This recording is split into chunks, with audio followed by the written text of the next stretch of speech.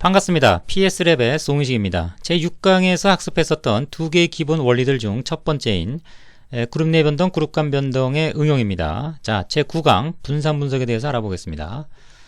본 강좌에서 필요한 그 데이터하고 템플릿은요, 저희 홈페이지 pslab.co.kr 게시판하고요, 네이버 카페 오버시그마의 그 공지사항란에 첨부가 되어 있습니다. 필요하신 분은 활용하시기 바랍니다.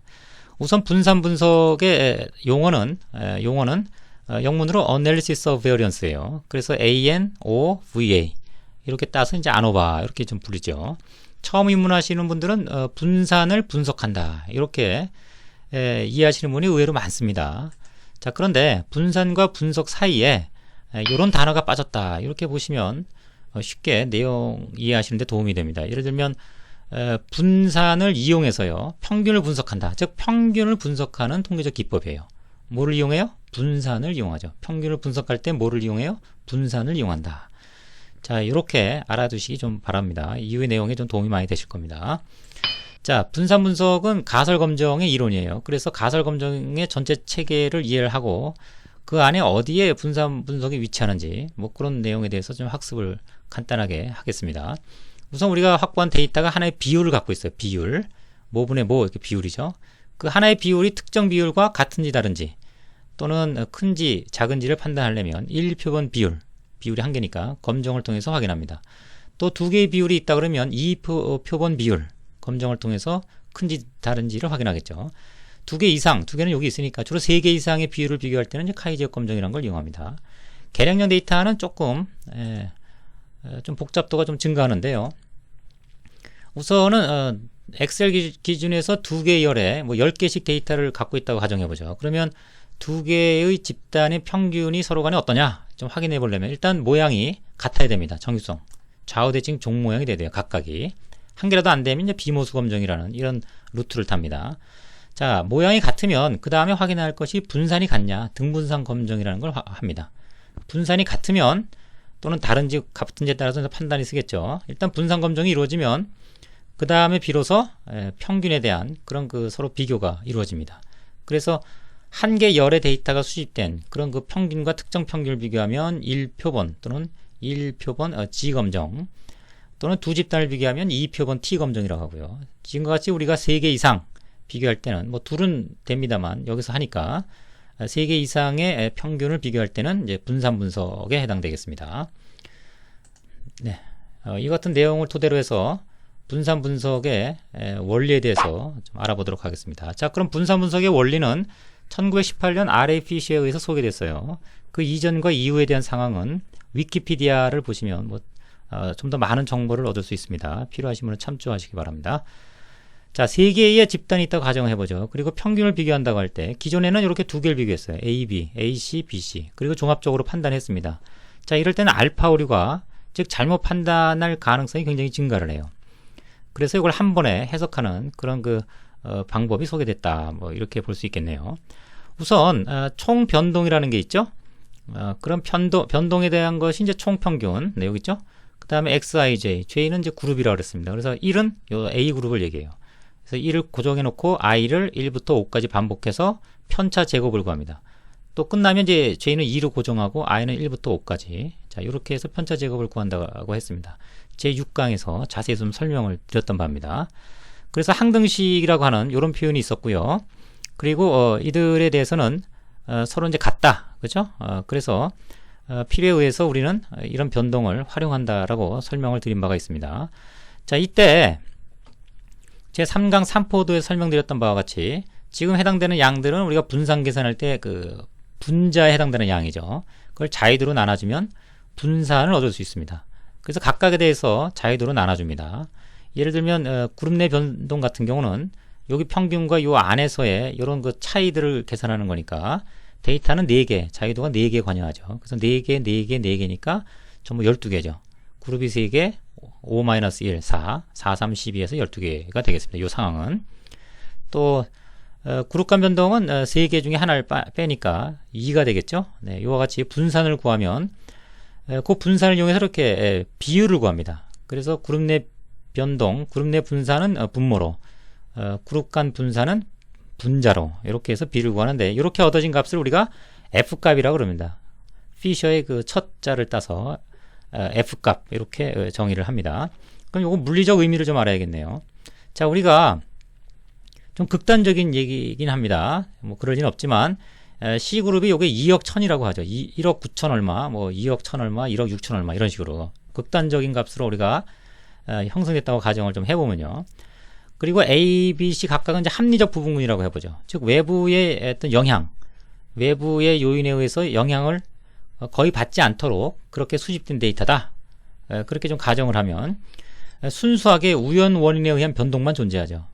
뭐 예를 들면 노이즈, 그러니까 뭐 작은 어떤 진동, 온도의 변화, 습도의 변화 이런 어떤 미세한 우리가 관리할 수 없는 어쩔 수밖에 없이 존재할 수밖에 없는 만성적인 그런 원인들, 그리고 우리가 인정할 수밖에 없는 그런 원인들에 의한 약간의 값들의 차이가 존재하겠죠. 이론적으로는 뭐 같아야 될 겁니다. 그래서 약간의 차이가 존재하는데 따라서 그들의 평균과 각각의 값들과의 편차 제곱은 작을 수밖에 없습니다. B도 그렇고 C는 그 굉장히 큰 값이지만 역시 자기들끼리의 값들의 편차는 크지 않기 때문에 편차 제곱합, 그룹 내 변동은 좀 작게 나오죠. 그리고 그들을 다 합친 이런 그룹 내 분산의 개념은 결과적으로는 그 상대적으로 큰 값을 형성하지 않고 작은 값을 형성할 겁니다. 그래서 이것을 하나의 레퍼런스로 잡아두고, 자, 그룹 간 분산. 그것은 각각의 평균과 전체 평균과의 편차 제곱이니까 13.2와 뭐 1억 6천이라고 가정하면 얘가 2억이니까 그럼 굉장히 어떤 편차 제곱이 크겠죠. 이것도 그렇고 이것도 어느 정도 큰 값을 유지할 겁니다. 또 그들을 다 합친 값이 올라오니까 이 분자의 값은 어마어마하게 커지겠죠. 따라서 이 비율은 1보다도 엄청나게 큰 그런 값을 형성할 겁니다. 그렇죠. 따라서 1보다 크면 클수록 우리는 어떤 판단을 할 수 있죠?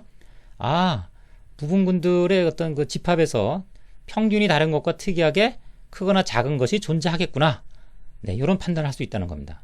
즉 검정이 이루어지는 거죠. 자, 그와 같은 원리를 지금부터 조금 쫓아보도록 하겠습니다. 일단 우리가 항등식에서 그룹 내 변동, 그룹 간 변동, 그 다음에 총 변동과 같고요. 우리가 여기서 앞서 설명드린 바와 같이 분산 분석에서는 요 두 개의 변동을 이용하게 되겠죠. MSA 같은 경우도 요 두 개를 이용했었고, 프로세스 능력, 공정 능력에서는 요 두 개를 이용했었습니다. 자, 그 다음에 데이터를 우리가 기본 도표에 이렇게 수집했다고 좀 가정을 하겠습니다. 자, 현재 교재는 85페이지에 해당되겠습니다. 그럼 그룹 내 분산은 각각의 평균을 구하고 변동을 구하고요. 그래서 그 편차 제곱에서 변동을 구하고, 또 부분군 평균하고 전체 평균의 편차 제곱을 구해서 전체 변동을 구하고 분산을 구하고, 그리고 그 비를 분산의 비를 가지고 F값을 구하는 이런 구조로 가고요. 나머지는 이제 밑에 통계 패키지로 확인하는 그런 절차를 밟아가도록 하겠습니다. 자, 우선 엑셀을 이용할게요. 자, 평균, 부분군 평균을 구합니다. 복사를 하겠습니다. 자, 그 다음에 첫 줄은 좀 구해야 되겠죠. 평균들이 차이가 있으니까. 그래서 개별 값과 평균, 자, F4 달러 제곱이 되겠습니다. 그 다음에 카피를 해서 이거는 좀 평균이 다르니까요. 각각에 대해서 좀 구할 필요가 있겠습니다. 그래서 F4, 네, 그 다음에 또 평균 F4 달러, 네. 그리고 복사를 하게 되면 편차 제곱을 다 구하게 되는 거고, 이걸 전부 합하면 그룹 내 변동이라는 값을 얻게 됩니다. 그 다음에 분산은 변동을 개수로 나눠주면 되겠죠. 근데 그룹 내니까 이거 4개, 4개, 4개니까 4, 3, 12, 12개가 되겠습니다. 자유도는. 자, 이쪽 그룹 간 변동도 평균은 동일하니까 복사해서 좀 옮겨 놓고요. 자, 총 평균은 전체 데이터를 대상으로 하겠죠. 요게.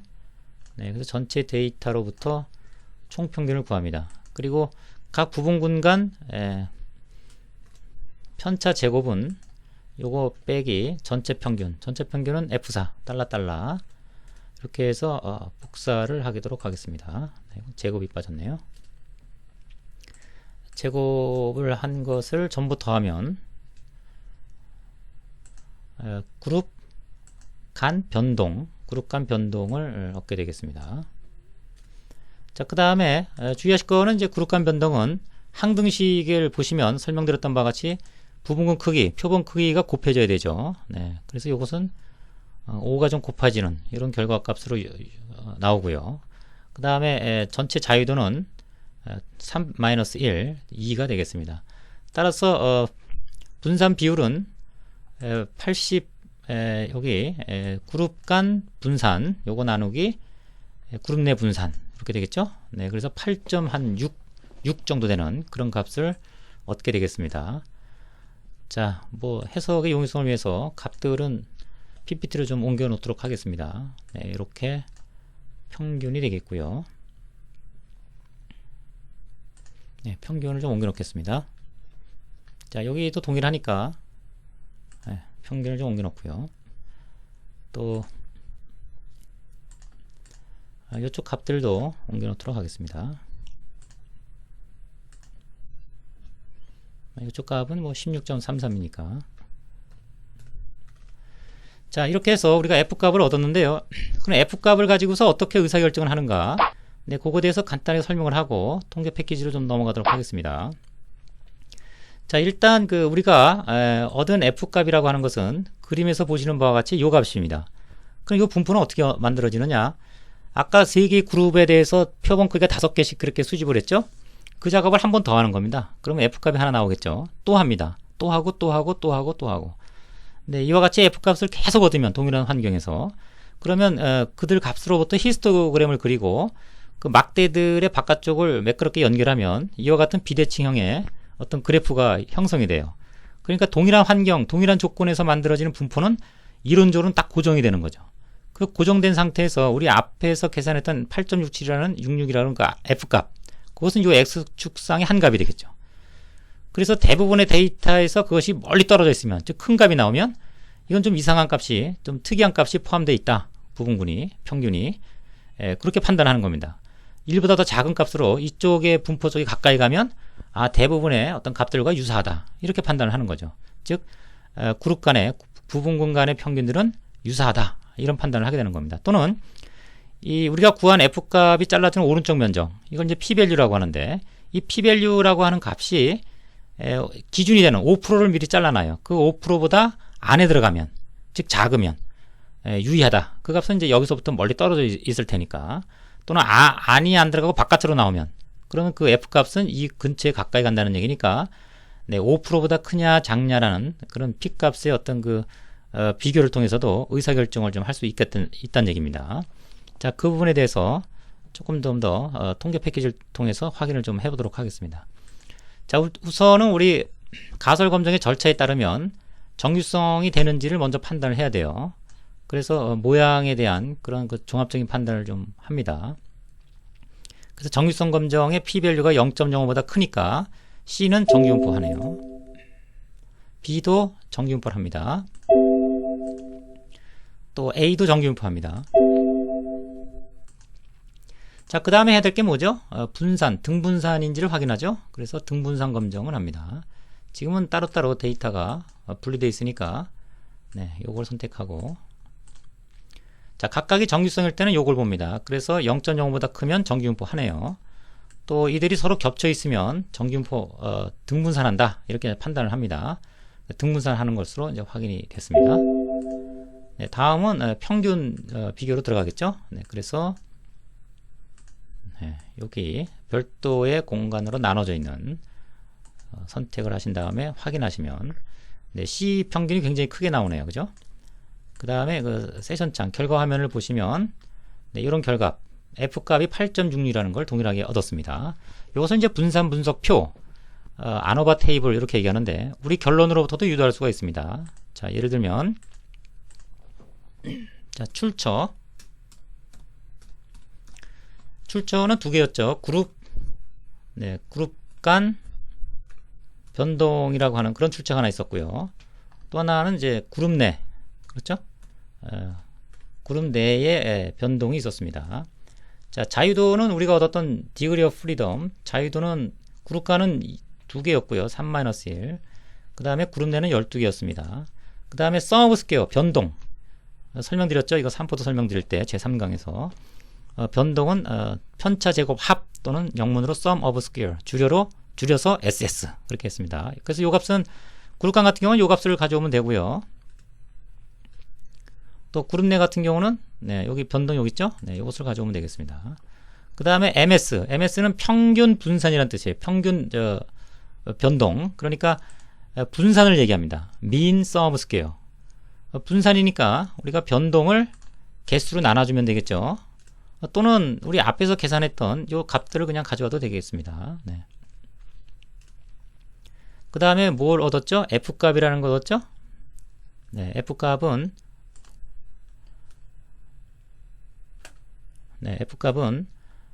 두 개의 B를 나눈 거였습니다. 요거 나누기 요거. 그래서 요거 나누기 이렇게 얻었죠?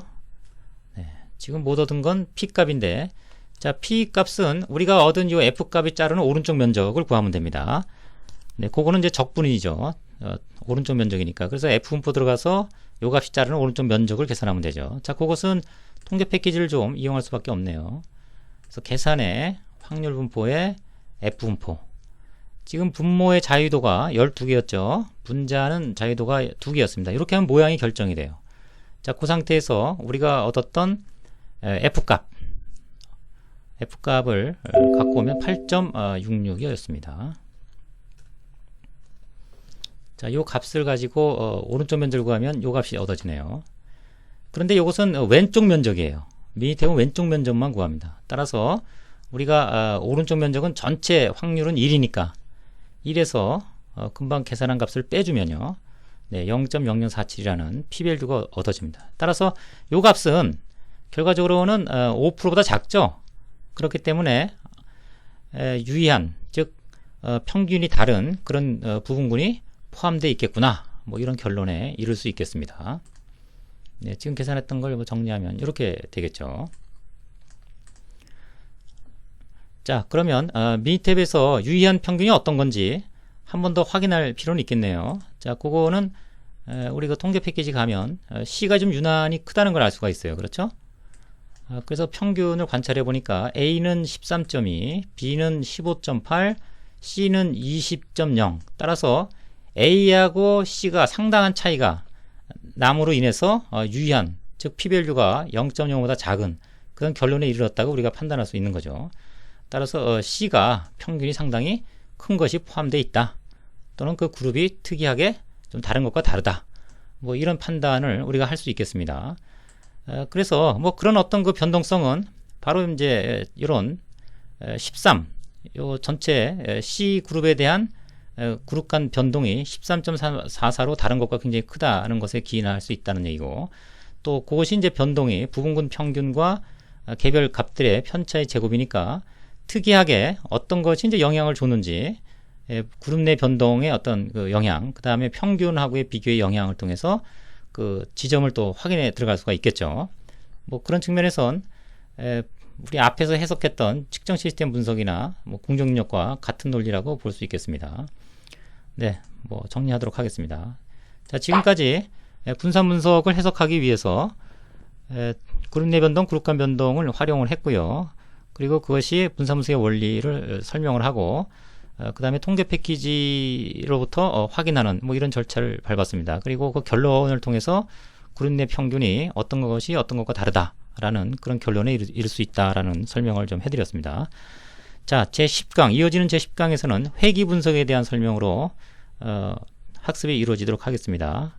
수고 많으셨습니다. 감사합니다.